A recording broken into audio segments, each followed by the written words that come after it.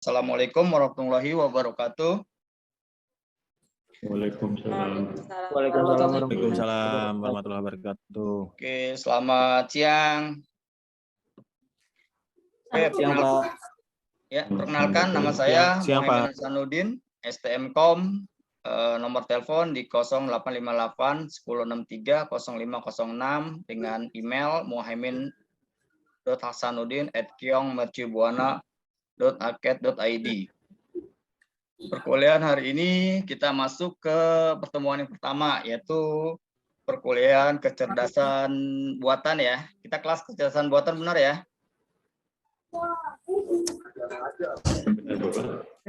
Iya, Pak, betul, Pak. Oke, pertemuan pertama kita terkait dengan pengenalan dari kecerdasan buatan.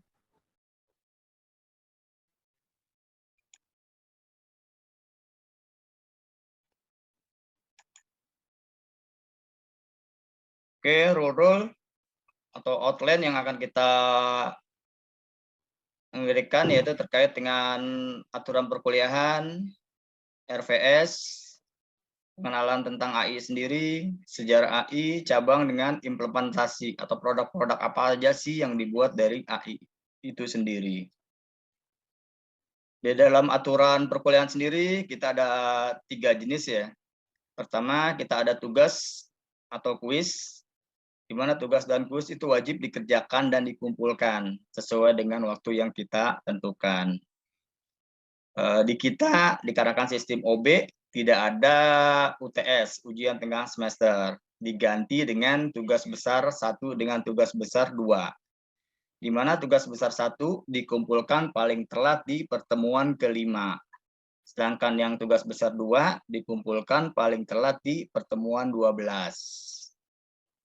Nah, di kotak perkuliahan awal sendiri kita ngebuat WAG, WhatsApp group. Isinya yaitu semua mahasiswa AI. Nanti di sana kita bisa berkonsultasi, bisa sharing-sharing terkait dengan perkuliahan di luar jam kuliah. Di mana perkuliahan kita ini selama 1 minggu lah ya, 1 minggu next lanjut sampai ke 15 kali pertemuan. Pertemuan ke-16-nya UAS. Jadi dikarenakan sistem masih di online, untuk melakukan absensi kalian harus aktif nih sebagai tanda absen kalian ya. Kalian harus aktif di forum dengan menjawab kuis. Nah, termasuk juga di kehadiran keaktifan kalian tuh saat melakukan forum dengan kuis, karena itu sebagai salah satu absensi. Apabila ada 5 kali pertemuan yang kalian tidak ikuti, otomatis sebagus nilai apapun kalian akan mendapatkan nilai E. Itu poinnya. Sementara untuk penilaiannya sendiri, tugas besar 1 itu bobot nilainya yaitu 15%. Tugas besar 2 yaitu 40%. Demo dan presentasi proyek yaitu 15%. Dan diakhiri dengan UAS 30%. Di mana tugas besar 1 sendiri nanti kalian bisa dalam bentuk kelompok ataupun dalam bentuk perorangan yang kalian pekerjakan dalam bentuk studi kasus. Yang ending-endingnya yaitu melakukan proyek yang berhubungan dengan AI.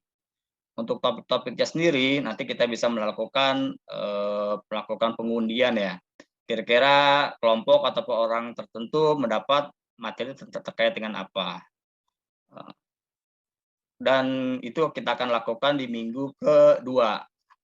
Setelah kalian juga sudah mengumpulkan data-data kalian, baik kelompok kalian maupun cara perorangan untuk mengerjakannya. Nanti di WhatsApp saya akan kasih ya data-data untuk di data-data tugas proyek kalian ya yang akan kalian sharing lah ya, kalian akan bagi kelompok kalian, terus nanti minggu depannya akan kita melakukan pengundian. Dan nanti tugas kalian harus kalian upload di POS. Nah, itu merupakan sebagai pengganti nilai UTS. Jelas ya untuk aturan perkuliahan? Cukup? Jelas? Siap. Jelas, Pak. Jelas, Pak. Thank you. Oke, ini terkait dengan RVS. RVS di kecerdasan buatan atau AI. Kita ada 15 pertemuan, di mana untuk prodinya sendiri, Ketua Prodi Pak Emil, saya sebagai dosen termasuk juga koordinator di mata kuliah AI ini. Kita juga di sini ada kampus ada target ya, target dan capaian yang harus kalian penuhi lah gitu. Karena itu sebagai salah satu syarat kelulusan di mata kuliah AI tersebut.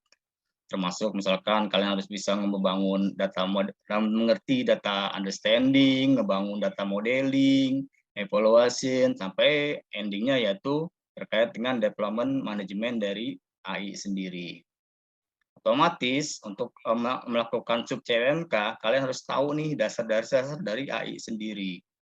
Metodologi yang dipakai seperti apa, aplikasinya menggunakan apa aja. Nah, di AI sendiri kita lebih banyak nanti berpraktikum menggunakan Python, Pandas, NumPy, Anaconda, dan yang lain-lainnya. Untuk yang senang ke online, kalian bisa menggunakan di aplikasi Google Colab. Sementara untuk yang senang offline, kalian bisa menggunakan Jupyter Notes. Ini tool yang dipakai untuk praktikum di mata kuliah AI. Oke, adapun list-list yang materi yang akan diajarkan yaitu terkait dengan pengenalan dari AI, metodologi data science, tool project data science yang tadi menggunakan Python, NumPy, dan sebagainya.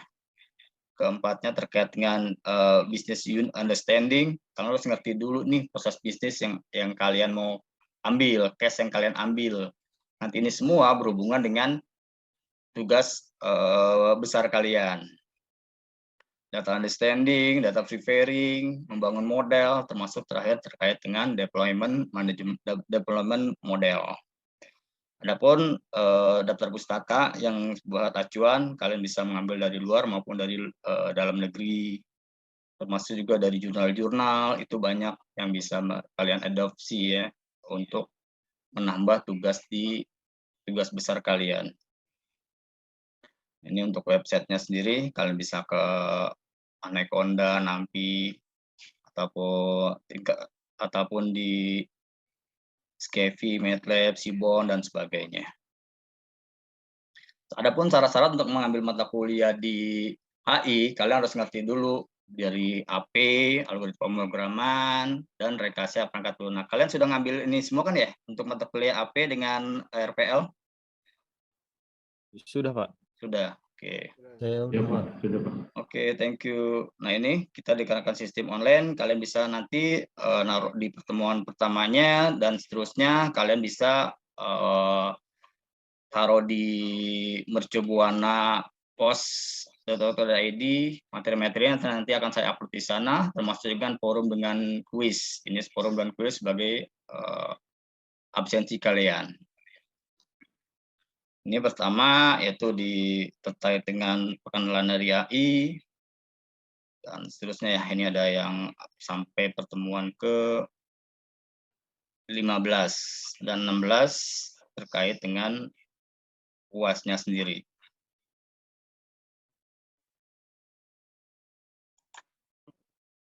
Oke, kita tadi untuk RVL sudah.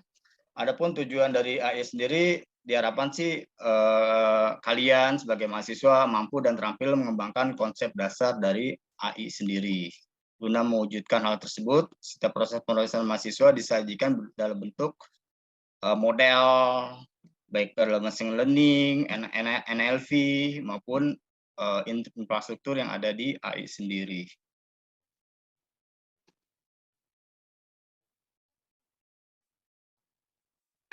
Oke, ini definisi dari AI. Ada HI Simpon, kecerdasan buatan, merupakan kawasan penelitian, aplikasi, dan infrastruktur yang terkait dengan pemrograman komputer untuk melakukan sesuatu yang dalam pemandangan manusia adalah cerdas. Jadi ini definisi dari masing-masing dari para pakar ya terkait dengan AI. Banyak lain lagi ya, seperti sistem yang dapat berpikir seperti manusia atau thinking humanity, sistem dapat berperilaku seperti manusia, action community. Jadi poinnya sih AI yaitu dia akan memindahkan gitu kan, belajar dari sifat dan kegantungan dari manusia, pola pikirnya, kecerdasan dia nanti akan dipindahkan ke komputer. Nah, komputer tersebut nanti akan menggantikan posisi sebagai manusia. Setelah dia dilakukan training, pengolahan data, melakukan training, sehingga dapat dia kesimpulkan, itulah nanti akan dibentukkan suatu sistem namanya di AI. Sehingga proses pekerjaan manusia dapat dibantu melalui namanya AI. Oke, tujuannya yaitu dapat membuat mesin menjadi lebih pintar, itu tujuan utamanya. Memahami apa itu kecerdasan dengan membuat mesin lebih bermanfaat.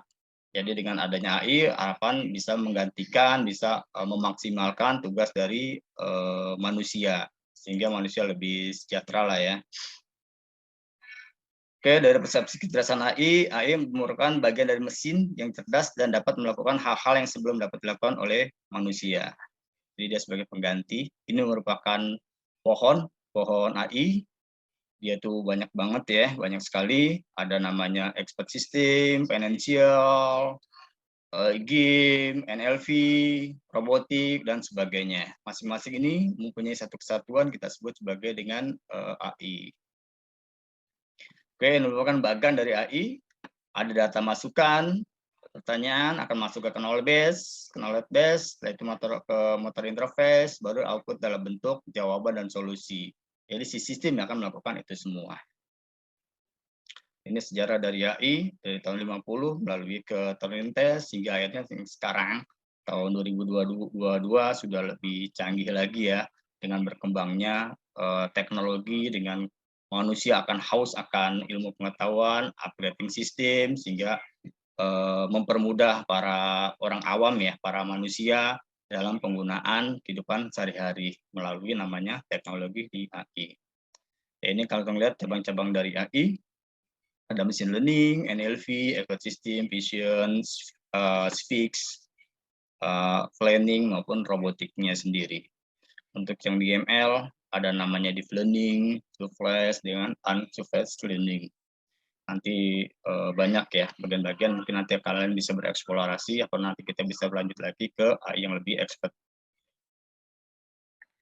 Oke, ini secara yang di NLP, salah satu dari komputer buatan pada bahasa linguistik yang berkaitan dengan interaksi antara manusia dengan komputer.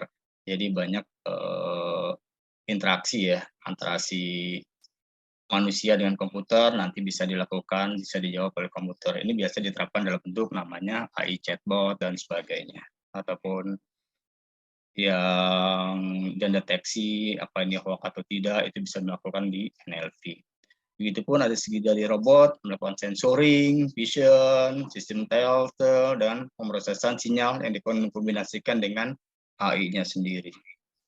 Dia juga bisa diimplementasikan dalam bentuk expert system, seperti machine, dental, dan sebagainya. Ini untuk menggunakan di expert system.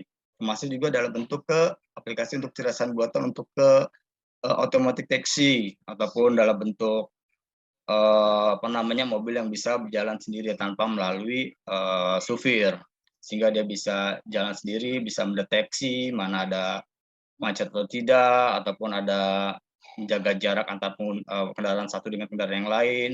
Itu bisa dilakukan melalui kecerdasan AI. Termasuk juga dalam bentuk Google Maps ya, itu banyak sekali kita gunakan ya, baik di Google Map maupun ke tool-tool mapping yang lainnya, sehingga sangat membantu di kita untuk melakukan arah dan tujuan. Ataupun kalau seandainya kita tersesat di suatu daerah, kita tidak tahu, melalui Google Map itu bisa di mapping itu semua. Termasuk juga penggunaan mapping-mapping yang lainnya ya, yang bisa digunakan melalui di AI. Setelah juga dia bisa melakukan object detection. Kalau misalkan sekarang nih di zaman-zaman masa-masa COVID yang dahulu, masa-masa COVID itu bisa deteksi dia kena COVID atau tidak, dia menggunakan masker atau tidak, suhu badannya berapa derajat, nah itu bisa diketahui oleh sistem sehingga dia dapat mendeteksi wah orang ini berindikasi virus sehingga harus diamankan seperti itulah. Oke, ada kelihatannya untuk pertemuan pengenalan tentang AI sudah lebih pada cukup. Ada pertanyaan nggak terkait dengan perkuliahan hari ini?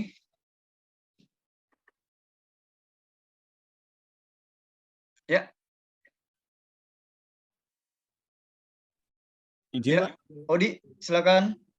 Ya. Terkait tadi, Pak, dibahas ya antara dia menggunakan Python itu ada Bapak sempat sebutkan antara Jupyter Notebook dengan Anaconda, Pak. Ya. Menurut Bapak, Pak, itu untuk kita nih sebagai pemula itu kita lebih pilih antara bedanya Jupyter dengan yang Anaconda ini, kita pakai yang mana atau kita pakai dua-duanya, Pak? Menurut Bapak bagaimana, Pak, untuk artificial intelligence ini, Pak? Karena kita awam nih, Pak, gitu. Oke. Jadi kalau di Python dengan Anaconda itu udah salah satu upgradean ya dari sistem, di mana kalau kita menggunakan Jupyter itu include di dalamnya pun Anaconda. Nah, karena Anaconda juga salah satu tool dasar sebagai tool dasar untuk melakukan pengkodingan di data science. Dalam ini menggunakan DAI.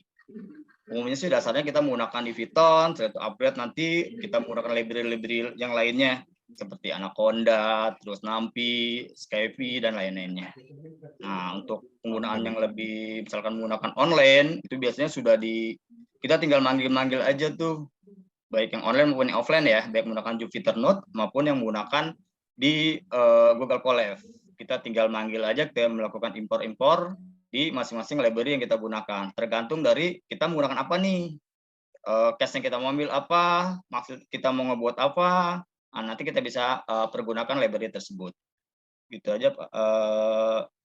Odi, cukup jelas atau ada yang perlu ditanyakan lagi atau ada yang perlu didiskus lagi nih, Odi? Dari saya cukup, Pak. Mungkin nanti saya coba-coba juga, Pak. Coba-coba. Karena saya agak bingung antara pilih Anaconda atau si Jupyter tadi. Cukup menarik sih buat saya karena saya taunya cuma Python aja gitu, Pak. Mungkin karena awam ya, Pak ya. Terima kasih, Pak, penjelasannya, Pak. Oke, sama-sama. Oke, Rival gimana, Rival? Jelas? Atau jelas, Ita? Pak. Jelas. Ita, boleh ditanya nggak, Ita? Jelas, Pak. Oke, Ita, apa sih disebut dengan AI sendiri? Dari paparan yang tadi saya paparkan, kira-kira menurut Ita apa tuh AI sendiri? AI itu artificial intelligence, itu suatu pengetahuan yang membuat komputer dapat meniru kecerdasan buatan sehingga mirip dengan komputer, Pak. Oke, mantap. Oke, ada lagi yang perlu ditanyakan? Terima kasih atas pertanyaannya ya. Ada dari mahasiswa. Nampaknya untuk perkuliahan hari ini saya closing aja. Terima kasih banget atas kehadirannya. Semoga kalian tetap semangat di masa-masa akhir-akhir pandemik ya. Berarti sudah sudah close juga ya pandemik dari muka bumi sehingga kita bisa offline kembali. Ya, perkuliahan ini saya tutup aja. Assalamualaikum warahmatullahi wabarakatuh. Selamat siang semua. Waalaikumsalam warahmatullahi wabarakatuh. Waalaikumsalam warahmatullahi wabarakatuh. Selamat siang, Pak. Oke. Terima kasih banyak, Pak. Yuk, sama-sama. Terima kasih, Pak. Ya.